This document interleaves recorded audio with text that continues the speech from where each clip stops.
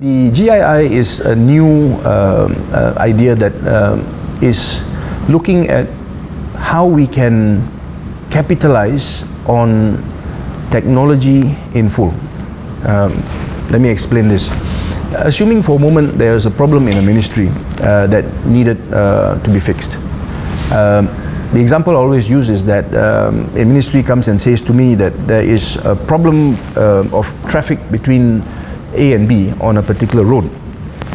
Now ordinarily what will happen is they will present that problem to a group of people that already exists, and they will look at it from a very singular perspective. In other words, they will want to solve that problem alone. So they will come up with a proposal of how they intend to solve it.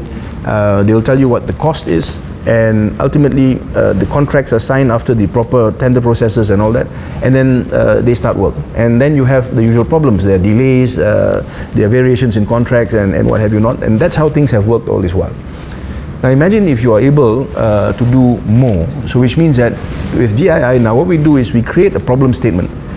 The problem statement is that, look, we have got a problem between point A and point B on this road, and we need someone to talk to us about how you manage traffic in this area. Now what we do then is we call for collaboration. So in other words, we open up this problem to industry, because that's where the innovation is. People have ideas. Now what we see is that industry comes back, and ordinarily there are two questions that are asked. The first, they want to know what kind of data you have to deal with the problem, and of course the second part is the kind of resources that you have available, because that also will have an impact on what they can and cannot do.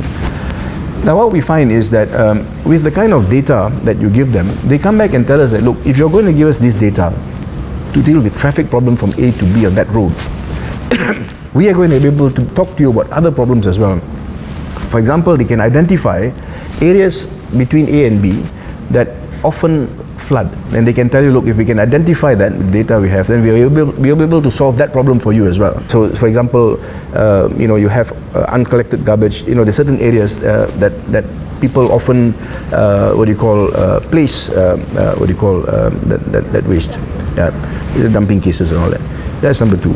There are also the suggestion about areas where you commonly find accidents. So for example, if there are sharp corners that need to be dealt with, that can also be dealt with. Crime hotspots are also areas that you're going to be able to deal with.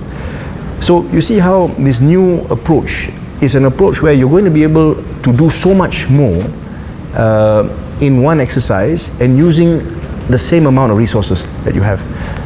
Otherwise, what will happen is you would actually, I've just suggested about 4 or 5 different solutions, between point A and point B. If you go back to the way that we did things in the past, you will have to have 5 different tender processes with 5 different groups, and they're all going to be doing the same thing.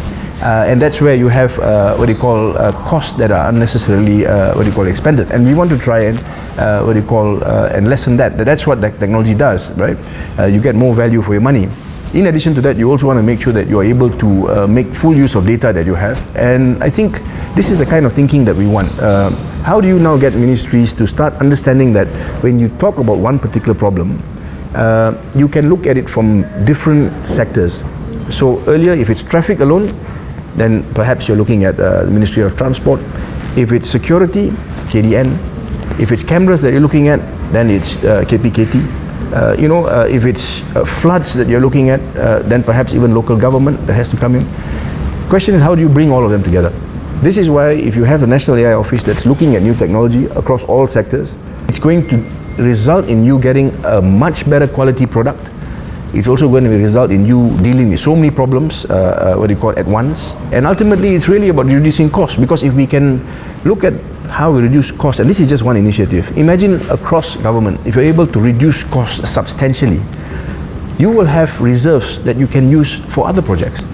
And so, hopefully problems that we've had in the past where we cannot actually move with projects that are very essential because we have a lack of funds, this is how we think we can resolve these problems.